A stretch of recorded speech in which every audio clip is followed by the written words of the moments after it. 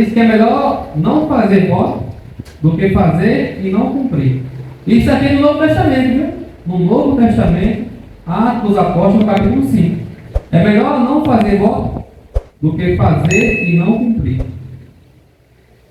Meus queridos e amados irmãos, este foi o obreiro Rafael, trouxe a saudação para a igreja do Senhor. Quem trouxe Bíblia, abra por favor, lá no livro, na carta de 2 Pedro, capítulo de número 3, versículo 18. Se quiserem começar a procurar de trás para frente é melhor, que já é lá no final da Bíblia.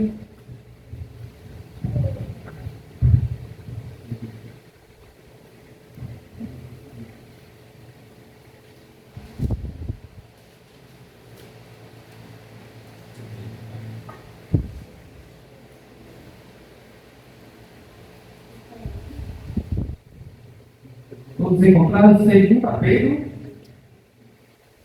capítulo 3, versículo 18. Segunda carta do apóstolo Pedro, capítulo de número 3, verso 18. Eu espero que todos os irmãos encontrem, para que possamos ler juntos. Já estou vendo aí alguns irmãos folheando, pelo que eu vi que todos encontraram, e está escrito assim, na palavra inerrante, infalível do nosso Deus, na segunda carta do apóstolo Pedro, capítulo 3, verso 18. Porém, continuem a crescer na graça e no conhecimento do nosso Senhor e Salvador, Jesus Cristo. Glória a Ele, agora e para sempre. Amém. Vou ler novamente. Porém, continue a crescer na graça e no conhecimento do nosso Senhor e Salvador, Jesus Cristo. Jesus Cristo. Glória a Ele, agora e para sempre. A Ele, agora e para sempre. Meus queridos e amados irmãos, o tema dessa mensagem é: como é que anda a nossa vida espiritual? Quando nós escutamos a palavra crescer, é natural que alguns podem pensar que está falando de coisas terrenas. Não é errado nós planejarmos o nosso futuro. Aqui tem pessoas de várias faixas etárias. Pessoas que não bebê está ali, a menina, acho que de 3, 4 anos, até a irmã Lúcia, que tem 60 anos, né? Pessoas de várias faixas etárias. Então é normal que nós queremos crescer. Fazer planos de comprar casa, de comprar carro. Quem ainda não é casado, de casar. Quem não tem um emprego, de conquistar um bom emprego. Mas não é isso que esse texto está falando. O texto está falando para que nós cresçamos na graça e no conhecimento do nosso Senhor e Salvador, Jesus Cristo. E pegando por base esse texto, eu quero falar aqui de 3 tipos de cristãos. 3 tipos de cristãos. E o primeiro cristão que eu quero aqui falar é aquele cristão que foi salvo. O cristão salvo. Ele foi salvo, para ele já está bom demais. Olha o que diz lá em Romanos. Se não quiser abrir, não precisa. Romanos 10. Romanos, cadê? Foi Coríntios. O cristão salvo. O primeiro cristão que eu quero falar aqui é o cristão salvo. Romanos 10, 9 fala assim: se você disser com a sua boca, Jesus é o Senhor, e no seu coração crê que Deus ressuscitou Jesus, você será salvo. Porque nós cremos com o coração e somos aceitos por Deus, falamos com a boca e assim somos salvos. Então esse é o primeiro cristão. Ele levantou a sua mão, creu, aceitou Cristo, como seu único e suficiente Salvador, e para ele, aí já está bom demais. Ele vai e estaciona. Ele fica só falando, Maranata, ora vem Senhor Jesus. Se ele comprar um carro, é para ir à praia final de semana. Se ele comprar uma moto, é só para o lazer. É um crente domingueiro, ele só vem à igreja no domingo. Ele foi salvo, porém, ele não faz nada para a obra. Porém, ele não faz nada para Cristo. Esse é o primeiro tipo de cristão. Ele aceitou Cristo, e está só esperando Cristo voltar, mas porém estacionado. Mas ele se engana, porque a Bíblia diz que a fé sem obras é morta. Então esse é o primeiro tipo de cristão. Ele creu com o coração, confessou com a boca, foi salvo. Para ele já está bom demais. Ele fica ali estacionado, não lê Bíblia, não ora, não jejua, não tem uma vida espiritual. Então esse é o primeiro tipo de cristão. E agora eu quero falar aqui também do segundo tipo de cristão. O segundo tipo de cristão é o cristão realizado. Diferente do primeiro cristão que eu falei, que ele foi salvo, para ele já está bom demais, ele estaciona. O segundo cristão, ele é o cristão realizado. Como a Bíblia nos orienta, nós temos que crescer na graça e no conhecimento. Esse segundo tipo de cristão, ele foi salvo, traçou metas para a sua vida espiritual, porque eu já fiz isso. As metas que ele traçou, ele já alcançou. Que tipos de metas podem ser essas? Nós, quando nos convertemos, pelo menos eu fui assim. Tracei, eu quero ler a Bíblia, quero ser batizado nas águas, quero buscar o batismo com o Espírito Santo, quero uma revelação pessoal de Deus.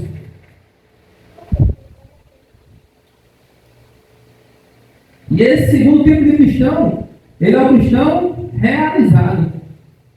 Como que eu iniciei a introdução falando do cristão materialista, ele aqui fala para crescer, mas é na graça e no conhecimento. Ele só quer crescer aqui, natural. Falei do primeiro tipo de cristão, estou falando do segundo tipo de cristão. Esse é até espiritual. Ele almeja, se converteu, ele vai ser discipulado, vai ser batizado nas águas. Consequentemente, ele já está buscando o batismo com o Espírito Santo. Eu aconselho a vocês, busquem o batismo com o Espírito Santo. Eu busquei e Jesus me batizou. Busquem o batismo com o Espírito Santo. E ele lê a Bíblia, traça a meta de ler a Bíblia completa, como eu tracei. E eu li a Bíblia em 2 anos e 2 meses. Pronto, consegui. Fui batizado com o Espírito Santo. Fui batizado nas águas. Li a Bíblia completa. Agora faltava uma coisa que muitos também buscam. Porque nós cremos que nosso Deus é um Deus vivo. E ele se revela. E a Bíblia fala que ele se revela. Eu disse, Deus, escutar meus colegas, alguns pregadores contando testemunho. Digo, não, Deus não só fala comigo. Comecei a buscar em oração. Igreja do Senhor, ore, busque que o Senhor quer se revelar para você. Porque ouvindo os testemunhos desse meu colega, eu comecei a orar mais, a buscar mais. Eu digo, Deus. Aí Deus começou a se revelar para mim, através de sonhos, através da oração do meu quarto. Deus muitas vezes me toma e me usa nos dons espirituais para falar em línguas e mesmo interpretar as línguas e fala comigo dessa forma. Deus quer se revelar para você, mas Ele quer que você busque. Estou falando aqui do segundo tipo de cristão, que ele é um cristão realizado. Ele até é um cristão espiritual. Traçou metas para a sua vida, alcançou as metas, como eu alcancei essas metas, mas porém, ele estacionou na fé. Porque é normal que nós, ao conseguirmos os objetivos traçados, nós venhamos nos sentir realizados. E consequentemente, esse segundo tipo de cristão, ele estaciona na fé. Ele já conseguiu os objetivos dele, fica só igual ao primeiro tipo de cristão. Ora vem, Senhor Jesus. Maranata, vem, Senhor Jesus. E agora eu quero falar aqui do terceiro tipo de cristão. O terceiro tipo de cristão, baseado nesse texto, crescer na graça e no conhecimento, é o cristão continuista. Esse terceiro tipo de cristão, ele foi salvo, traçou metas para a sua vida espiritual, alcançou essas metas para a sua vida espiritual, mas porém ele não estacionou. Ele faz o que o apóstolo Pedro, escrevendo, inspirado pelo Espírito Santo, diz. Ele continua a crescer na graça e no conhecimento. Esse tem que ser o pilar da vida cristão crescer na graça e no conhecimento. Ele coloca como fosse, e é, um ponto de equilíbrio. Porque se nós crescermos apenas na graça, nós podemos nos tornar um fanático religioso, sem base bíblica. Vamos ter unção, vamos ser usados por Deus, mas porém não vamos ter o conhecimento da palavra, para que nós venhamos a saber os fundamentos da nossa fé. Por isso que o apóstolo Pedro diz: vocês cresçam na graça e no conhecimento. Por outro lado, aquele que só cresce no conhecimento, ele fica um crente engessado, um crente cru. Ele não sente nada. Ele até tem conhecimento, ele conhece a Bíblia de Gênesis e Apocalipse, mas porém ele não sente mais. Ele não tem mais a sensibilidade que muitos crentes têm de sentir a presença do Espírito Santo. Como eu estou sentindo aqui onde eu estou. Louvado e exaltado seja teu nome, Senhor. Meus queridos e amados irmãos, Deus não nos chamou para sermos crentes engessados. Deus não nos chamou para sermos crentes crus. Deus nos chamou para sermos crentes avivados. Nós estamos aqui no culto do avivamento, e o avivamento só vem pela palavra e pelo poder do Espírito Santo. E o Senhor quer te usar para esta nação. Busque ao Senhor, cresça na graça e no conhecimento, como o apóstolo Paulo aqui, apóstolo Pedro, escrevendo, inspirado pelo Espírito Santo, nos orienta: cresçam na graça e no conhecimento. Eu muitas vezes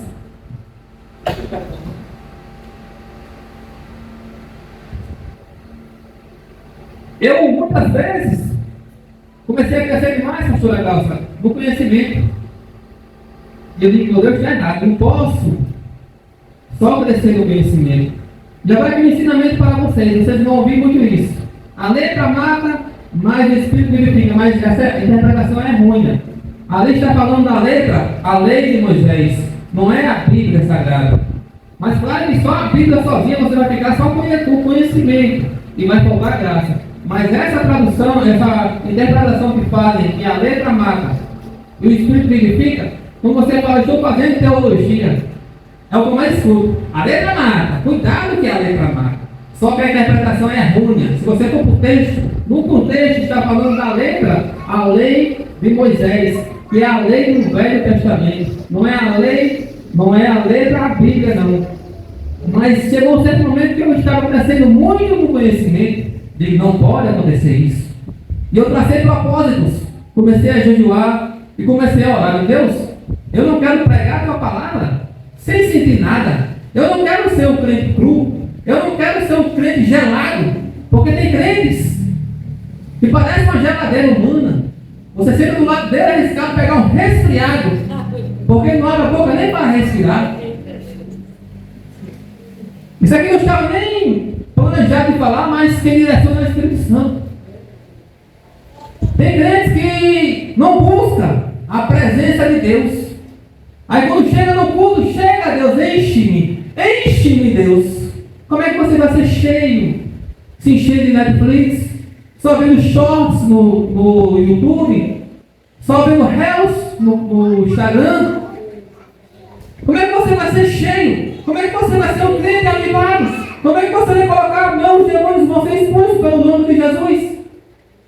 Você vai ser um crente cru, porque o apóstolo Pedro, falando novamente, nos orienta a crescer na graça e no conhecimento do nosso Senhor e Salvador Jesus Cristo. Meus queridos e amados irmãos, nós temos um privilégio que muitos não têm, de morar em um país de liberdade religiosa.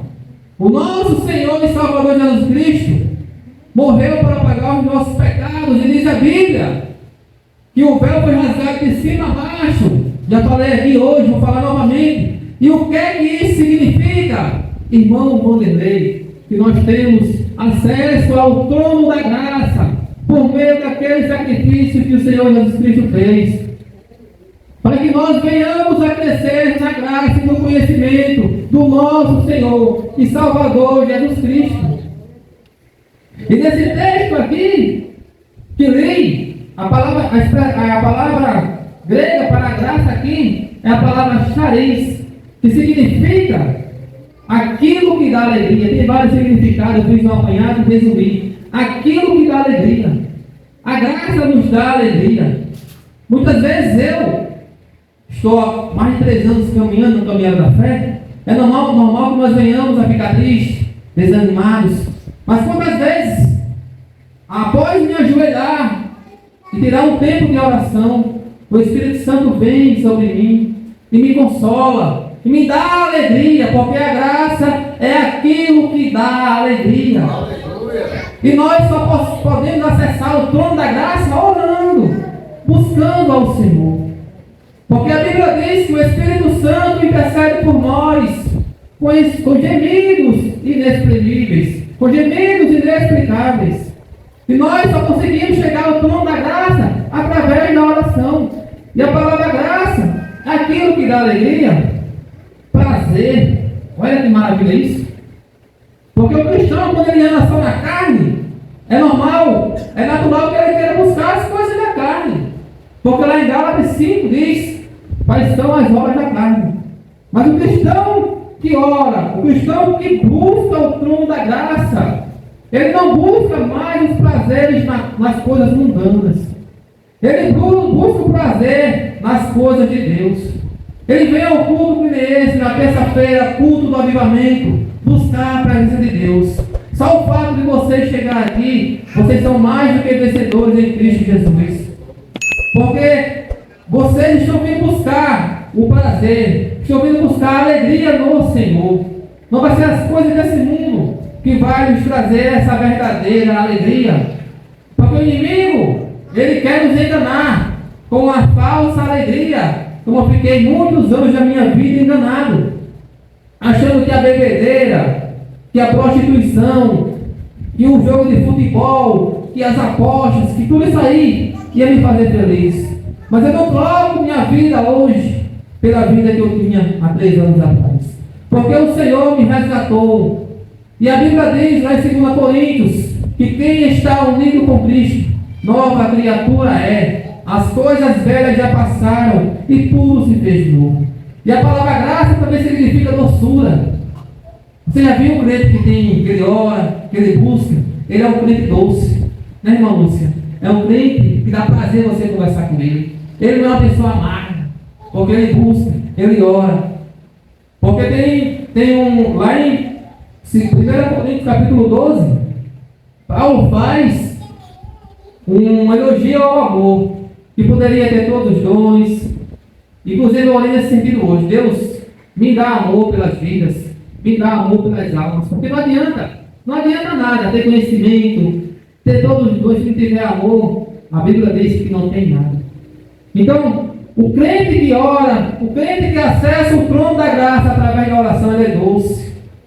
E outro significado da palavra graça é favor. Favor. Nós não merecíamos a salvação, mas porém, por meio da graça, nós somos salvos. Nós cremos em Cristo, nós não merecíamos, mas a graça superabundou. A Bíblia diz que onde superabundou o pecado, superabundou a graça. Então a salvação é o presente de Deus para as nossas vidas. Então, olha que riqueza dessa palavra graça. Olha o que significa essa palavra graça. O apóstolo Paulo nos orienta a crescer na graça e no conhecimento. E a palavra grega para conhecimento é a palavra gnosis, que significa entendimento, conhecimento mais profundo ou saber. Olha aí, riqueza. Cresça na graça e no conhecimento. Se aprofunde no conhecimento da palavra, mas também não deixe de orar, não deixe de buscar. Porque aqui o apóstolo Pedro nos orienta: cresçam na graça e no conhecimento. E o crente que cresce na graça e no conhecimento, ele tem todas essas qualidades que eu falei aqui. Ele é doce, ele tem alegria, ele tem prazer nas coisas do Senhor. Nos tempos da igreja antiga, vou explicar o texto que li, que está acontecendo aqui. Zombavam dizendo que Jesus não voltaria mais. Foi por isso que Pedro escreveu esta carta, esse capítulo 3. Porque já naquela época, no tempo da igreja antiga, no primeiro século, já zombavam falando que Jesus não voltaria mais. que fala, no versículo 3, 2 Pedro 3:3. Primeiro vocês precisam saber que nos últimos dias vão aparecer homens dominados pelas suas próprias paixões. Eles vão zombar de vocês. Já naquela época, zombavam os cristãos que estavam esperando a vinda do nosso Senhor e Salvador Jesus Cristo. Aí Pedro vai escrever essa carta e envia para orientar os irmãos. Olha o que fala também no verso 8. Meus queridos amigos, não esqueçam isto. Para o Senhor, um dia é como 1000 anos. E 1000 anos como um dia. Então, partindo desta base, se passaram 2 dias para Deus, desde que Cristo veio aqui à terra e voltou ao céu. Porque o Senhor não conta como nós cumprimos.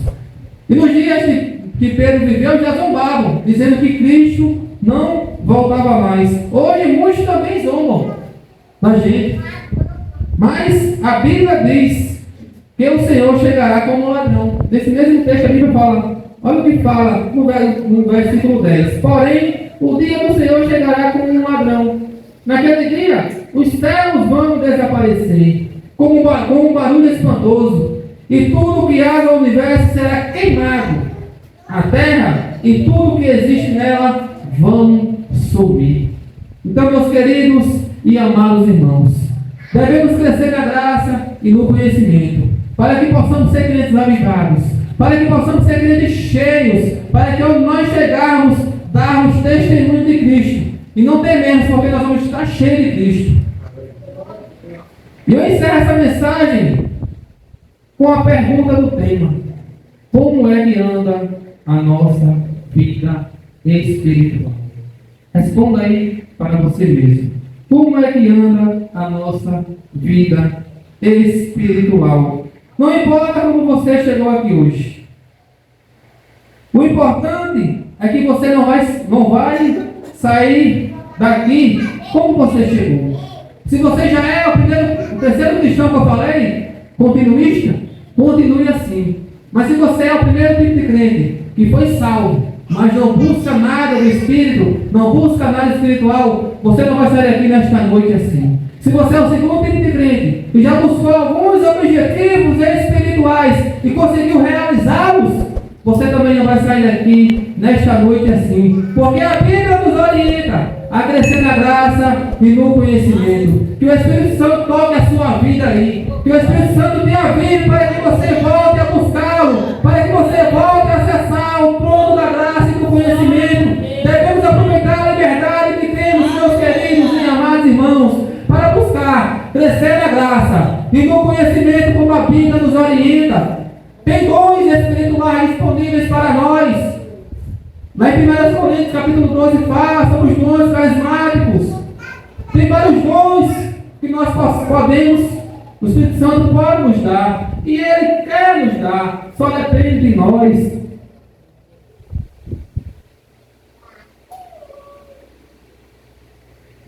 Porque eu lembro-me que quando eu me converti, eu tracei todos esses objetivos do segundo tipo de cristão, que era ser batizado nas águas, fui.